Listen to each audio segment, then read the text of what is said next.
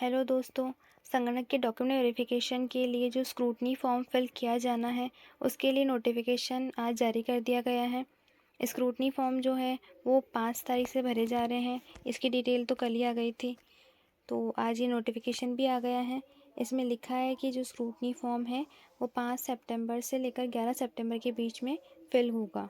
इसके लिए आपको एसएसओ पोर्टल पे जाके ये स्क्रूटनी फॉर्म फिल करना है।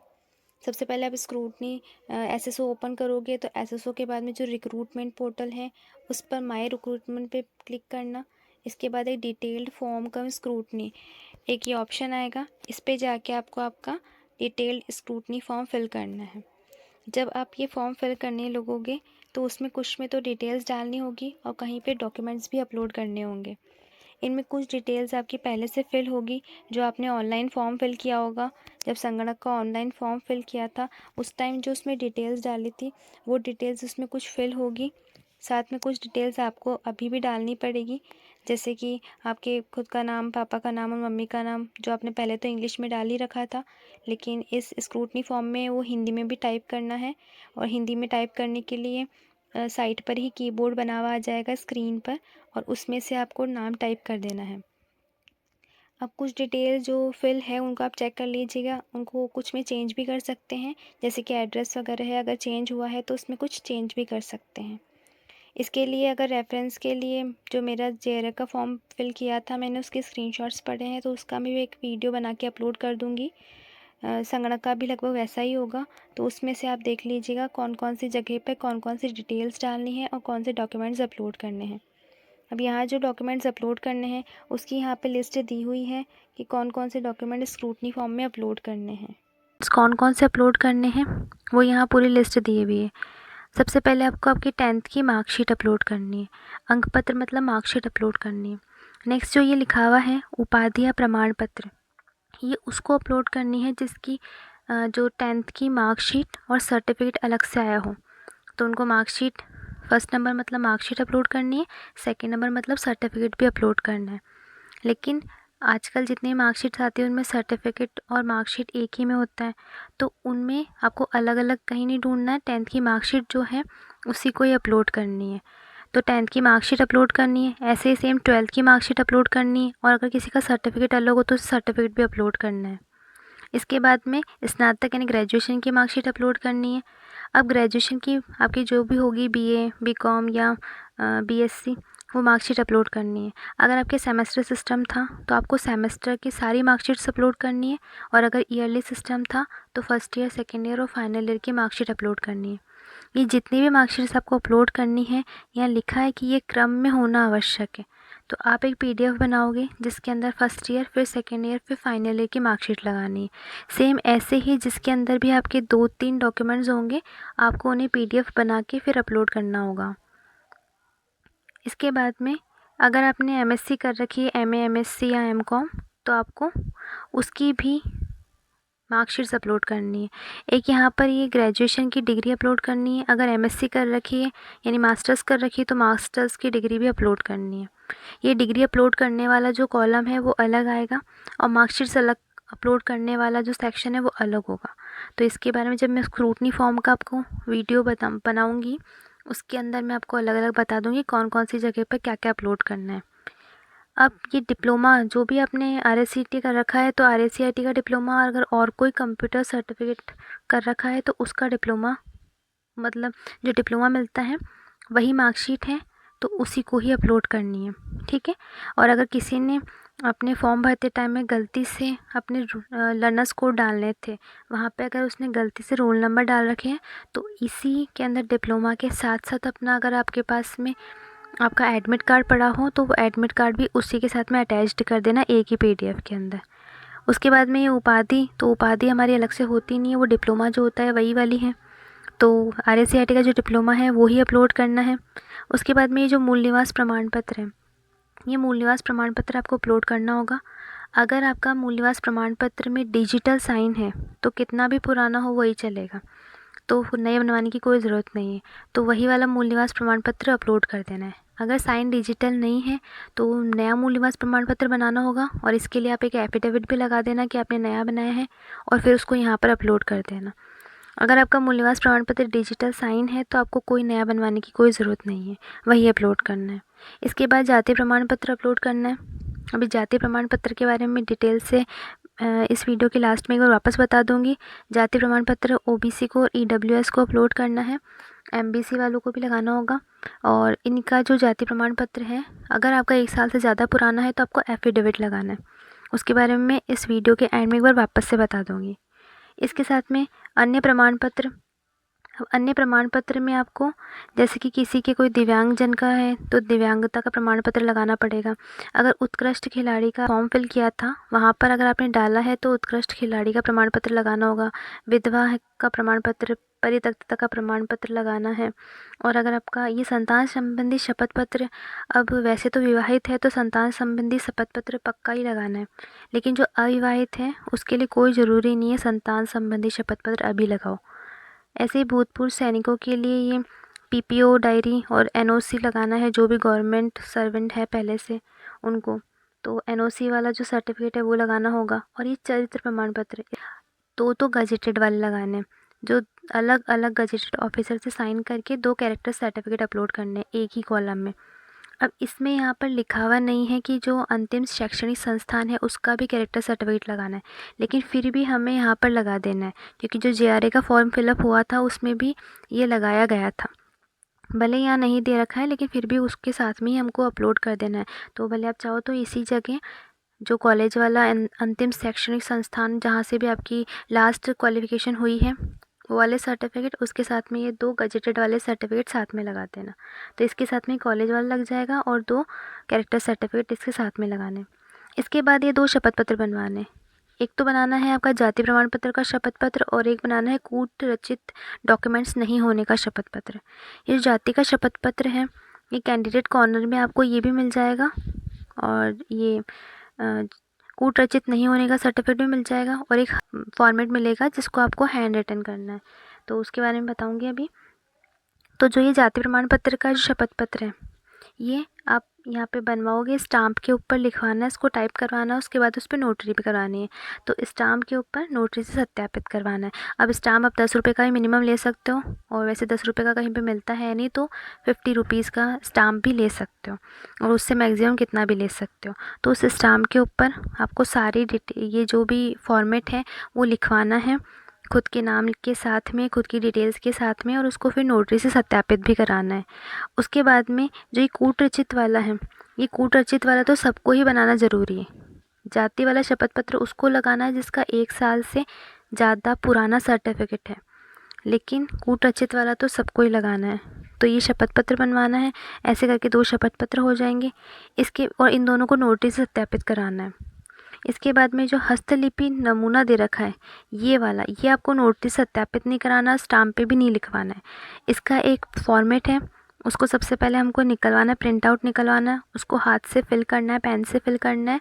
उसमें आपकी कुछ डिटेल्स डालनी होगी, आपका रोल नंबर, भर्ती का नाम, ये सब कुछ डिटेल्स डाल के उस पर सिग्नेचर करके और उसको अपलोड करना है। ये भी कैंडिडेट कॉर्नर वाली जगह पर यहाँ पर मिल जाएगा। इसको अपलोड करना है हैंड रिटन वाले को, नोटरी सत्यापित नहीं करना, केवल सेल्फ अटेस्ट करना है, खुद के साइन के जगह बनी हुई है वहाँ पर बस साइन करने। अब सबसे इम्पॉर्टेंट बात कि जितने भी ये जो आप डॉक्यूमेंट्स अपलोड करोगे ये सब आपको खुद के फ़ोन से खींच के अपलोड करने की रिस्क नहीं लेनी है। किसी ई मित्र पे जाके भले फॉर्म खुद भरो, लेकिन ई मित्र पे जाके सारे डॉक्यूमेंट्स को स्कैन करवा लेना। तो इसमें साफ लिखा हुआ है कि मोबाइल से करे हुए मोबाइल से डॉक्यूमेंट अपलोड किए हुए या उन पर कोई वाटरमार्क लगा हुआ हो, ऐसे डॉक्यूमेंट्स को रिजेक्ट कर देंगे। इससे अच्छा है कि आप ई मित्र पे जाके ये स्कैन करवाना। जितने भी फाइल्स बनेगी वो पीडीएफ फॉर्म में होनी चाहिए, और जो पीडीएफ फाइल की जो फॉर्मेट है, साइज़ है, वो साइज़ आपको 500 KB से लेकर 2 MB तक रखना है। अब इसमें लिखा हुआ है 2 MB तक, लेकिन जब जेआरए का फॉर्म फिलअप हो रहा था तो ये 2 MB की मतलब 1 MB से ज़्यादा और 2 MB से कम वालों को भी अपलोड नहीं करने दे रहा था। तो इसलिए एक बार देख लीजिएगा। एक बार कल में जब स्क्रूटनी फॉर्म ओपन हो जाएगा तो एक बार वापस से देख लूँगी मैं 5 तारीख को, और फिर आपको बता दूँगी ये ले रहा है 1 MB से ज़्यादा या नहीं। लेकिन जेआरए के फॉर्म में तो 1 MB से ज़्यादा वाले डॉक्यूमेंट्स को नहीं लिया था। तो आपके जितने भी डॉक्यूमेंट्स हैं आप उनको 500 KB से लेकर 1 MB के बीच में ही फ़ाइल बनाना। और तो ये पीडीएफ फॉर्म में अपलोड करने हैं और कोई वाटरमार्क, कोई वेब टूल, श्रिंक किए हुए इस तरह के जो पीडीएफ है वो मत डालना। ऐसे रिस्क नहीं लेनी है हमको कि हमारा फॉर्म किसी भी तरीके से रिजेक्ट हो। इसके बाद में और जो इसके अंदर लिखा हुआ है उसमें कुछ बस ये दे रखा है नंबर, अगर आप यहाँ पे कॉल करके कोई प्रॉब्लम आए आपको तो आप पता कर सकते हो। अब बात कर लेते हैं कि कास्ट सर्टिफिकेट के लिए किस किस को एफिडेविट लगाना है। जैसे कि SC ST के कास्ट सर्टिफिकेट की कोई लिमिट नहीं होती, इसलिए उनको तो किसी भी टाइप के एफिडेविट की ज़रूरत नहीं है। अगर आपकी कास्ट OBC, EWS और MBC, इनको एफिडेविट लगाना पड़ेगा।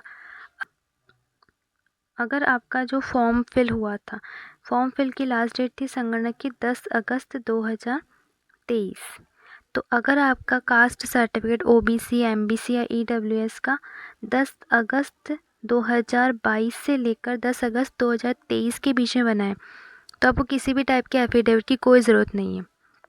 लेकिन अगर आपका कास्ट सर्टिफिकेट 10 अगस्त 2020 से लेकर 2022 तक के बीच का है तो एक जो एफिडेविट का फॉर्मेट आएगा वो मैं प्रोवाइड करवा दूँगी। तो वो जो फॉर्मेट है आपको उसमें अपना एफिडेविट बनवाना है, स्टाम्प के ऊपर उसको प्रिंट करवा के, टाइप करवा के उस पर नोटरी भी करवानी है और वो एफिडेविट अपलोड करना होगा। ऐसे ही सेम EWS के लिए और MBC के लिए भी है। OBC अगर आपका 1 साल से ज़्यादा पुराना हो गया है, जब आपने फॉर्म फिल किया था उस टाइम आपका कास्ट सर्टिफिकेट 1 साल से ज़्यादा का हो चुका था तो आपको एफिडेविट लगा देना है और कोई रिस्क नहीं लेनी है कि एफिडेविट के अंदर कोई प्रॉब्लम नहीं है। अगर हम पहले से ही एफिडेविट लगा देंगे तो चांस रहेगा कि अगर हमारे OBC सर्टिफिकेट या कोई भी सर्टिफिकेट जो आपका कास्ट का है, अगर उसके टाइम ड्यूरेशन ज़्यादा भी हो चुकी होगी तो एफिडेविट से काम चल जाएगा। लेकिन अगर आपका सर्टिफिकेट 2020 से भी ज़्यादा पुराना है तब तो आपको एक नया कास्ट सर्टिफिकेट बनवा लेना चाहिए, वो 2024 का होगा। तो इस वजह से क्योंकि आपने नया कास्ट सर्टिफिकेट लगाया जबकि नया सर्टिफिकेट तो होना ही नहीं चाहिए था, वैकेंसी में फॉर्म फिलिंग से पहले का ही सर्टिफिकेट लगता है, लेकिन फिर भी आपके पास अगर है ही नहीं और आपको नया लगाना पड़ता है तो उसके लिए भी आप एक शपथ पत्र बनवा लीजिए कि मैं फॉर्म फिल की डेट तक मेरी कास्ट में ही था। अपनी कास्ट अगर लिख के आपको एक एफिडेविट बनवाना है और अगर आपके पास में ऑनलाइन फॉर्म फिलअप से पहले का अगर 2020 से 23 तक के बीच का है तो एफिडेविट के साथ आपका जो सर्टिफिकेट है OBC का कास्ट सर्टिफिकेट वो आपको लगा देना है। जो ये कूट रचित वाला एफिडेविट है वो तो सबको ही बनाना पड़ेगा। साथ में ये जो हैंड रिटन वाला है उसको आपको क्या करना है, सेल्फ अटेस्ट करना है। जो हैंड रिटन वाला है उसको तो सेल्फ अटेस्टेड ही करना है, उस पर किसी टाइप की नोटरी नहीं करानी है, ठीक है। और फिर भी आपको ये कास्ट सर्टिफिकेट से रिलेटेड, एफिडेविट से रिलेटेड या कोई भी फॉर्म फिलअप से रिलेटेड कोई भी प्रॉब्लम आती है तो आप एक बार कमेंट कर दीजिएगा, मैं उनके सबके रिप्लाई कर दूँगी। और कुछ भी अगर नई अपडेट निकल के आती है या स्क्रूटनी फॉर्म में क्या क्या और बात ध्यान रखने की होती है तो वो मैं और आपको एक वीडियो बना के उसमें सारा का सारा एक्सप्लेन कर दूँगी। एक और तो इस जो ये नोटिफिकेशन आया है इसमें तो अटेस्टेशन के बारे में कोई भी बात नहीं बोली हुई है, लेकिन जब आप फॉर्म फिल करोगे तो वहाँ पर डॉक्यूमेंट अपलोड वाली जगह पर अटेस्टेशन फॉर्म का भी एक ऑप्शन आएगा, वहाँ पर आपको आपका अटेस्टेशन फॉर्म अपलोड करना है। अब वो कैसे करना है, तो अटेस्टेशन फॉर्म का जो फॉर्मेट अवेलेबल है साइट पर आपको उसको प्रिंट आउट निकलवाना है, उसके बाद में उसे पेन से फिल करना है और उसके बाद उस पर दो किसी गजेटेड के एक ही गजेटेड के साइन चल जाएंगे, उस पर आपको उसको पूरा फिल करने के बाद गजेटेड के साइन करवाने हैं, फिर इसे स्कैन करके अपलोड करना है, ठीक है। तो इस पर एक गजेटेड के साइन करा के फिर इसको स्कैन करा के पेन से फिल करके उसके बाद अपलोड करना है, ठीक है। और दूसरा है इनकम सर्टिफिकेट। इनकम सर्टिफिकेट के बारे में भी बहुत सारे डाउट है कि हमें ये डालना है या नहीं डालना, हमने 2.5 लाख से कम इनकम का तो कोई ऑप्शन फिल ही नहीं किया था, ऐसे बहुत सारे डाउट है। तो इस डाउट का तो बस एक ही सॉल्यूशन है कि अगर आपकी इनकम 2.5 लाख से कम है तो आप एक इनकम सर्टिफिकेट बनवा लो और इसको अपलोड कर दो, क्योंकि रिस्क लेने से बढ़िया है कि हम इसको अभी ही अपलोड कर दें। अगर आप अपलोड नहीं भी कर पाते हो, अभी किसी कारण से आपका बन नहीं पाता है तो कोई प्रॉब्लम वाली बात नहीं है, जब हमारा DV ऑफलाइन होगा उस टाइम पर आप इसको लेके चल जाना, अगर आप अभी अपलोड नहीं कर पाते हो। और अगर आपके पास में है मौका, आप बना सकते हो इनकम सर्टिफिकेट तो बनवा के अपलोड कर ही दो, अगर आपकी इनकम 2.5 लाख से कम है। और जिनकी इनकम 2.5 लाख से कम नहीं है तो उनको तो इनकम सर्टिफिकेट अपलोड करने की कोई ज़रूरत नहीं है। ये दो चीज़ें ऐसी है जो यहाँ पर नहीं लिखी है नोटिफिकेशन में, लेकिन जब आप फॉर्म फिल करोगे उस टाइम पे ये आपके काम में आएंगी। दोनों चीज़ें भी आपको वहाँ पर अपलोड करनी पड़ेगी, ठीक है। अब बहुत सारे डाउट अभी तो स्क्रूटनी फॉर्म में भी आएंगे कि कौन सी चीज़ कहाँ अपलोड करनी है, कैसे करनी है, तो वो डाउट तो तभी क्लियर होंगे जब मैं स्क्रूटनी फॉर्म फिल करके आपको उसको वीडियो अपलोड कर दूँगी, ठीक है। तो आप उसमें देख लीजिएगा। और भी कोई डाउट होए तो आप नीचे कमेंट के अंदर मुझसे पूछ सकते हो। तो जो ये स्क्रूटनी फॉर्म है ये 5 सितंबर से भरना स्टार्ट हो रहा है, लेकिन और 11 सितंबर तक भरेगा। अब आपको ऐसा भी नहीं कि 5 को ही फॉर्म फिल करने में लग जाना है, आप थोड़ा वेट कीजिए। आप 6 या 7 को भी फिल कर सकते हो, और लास्ट डेट का भी वेट मत करना, नहीं तो फिर लास्ट मोमेंट पे अगर साइट हैंग हुई और डॉक्यूमेंट अपलोड में प्रॉब्लम हुई तो फिर फॉर्म फिलअप से रह जाएगा। इसलिए टाइम से आप फॉर्म फिल कर देना, लेकिन एक बार अच्छे से ढंग से देख के अपने सारे डॉक्यूमेंट्स को अरेंज करने का काम आप पहले कर लीजिए। तब तक आपके सारे डॉक्यूमेंट कलेक्ट कर लीजिए, उनको PDF में मर्ज कर लीजिए। अब एक बार ये बात कर लेते हैं कि आपको उसको अरेंज कैसे करना है। तो एक तो आपको PDF बनानी है जिसमें 10th की मार्कशीट होगी, और 10th की एक में होगी 10th की मार्कशीट, एक होगी आपकी 12th की मार्कशीट। उसके बाद ग्रेजुएशन समझ लो जैसे कि आपकी BSc है, तो BSc की फर्स्ट ईयर, सेकेंड ईयर और थर्ड ईयर की मार्कशीट आ जाएगी। उसके बाद में अगर आपने MSc कर रखी है तो MSc की भी आपकी, अगर सेमेस्टर सिस्टम था तो चारों सेमेस्टर जितने भी होते होंगे उनकी मार्कशीट्स आ जाएगी। उसके बाद में यहाँ डिग्री अपलोड नहीं करनी है। JRA के फॉर्म के अकॉर्डिंग देखें तो मार्कशीट्स अलग कॉलम में अपलोड हुई थी और डिग्री अलग हुई थी। उसके बाद में ये RSCIT का डिप्लोमा, एक PDF इसकी बन जाएगी। एक आपकी BSc की डिग्री और MSc की डिग्री की PDF बन जाएगी।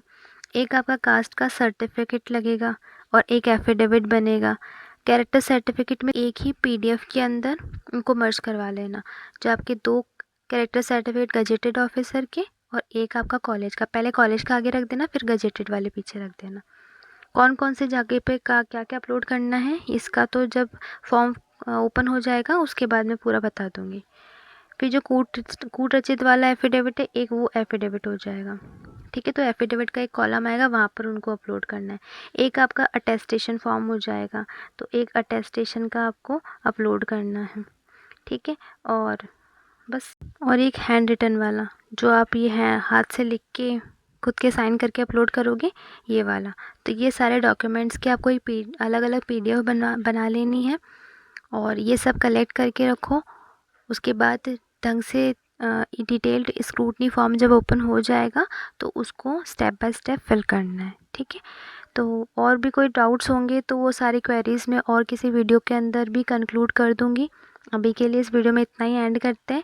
अगर आपको मेरा वीडियो अच्छा लगा हो तो मेरी वीडियो को लाइक करना, और जो भी दूसरे डाउट्स रह गए हैं तो वो मैं नेक्स्ट वीडियो के अंदर डिटेल से और एक्सप्लेन कर दूँगी।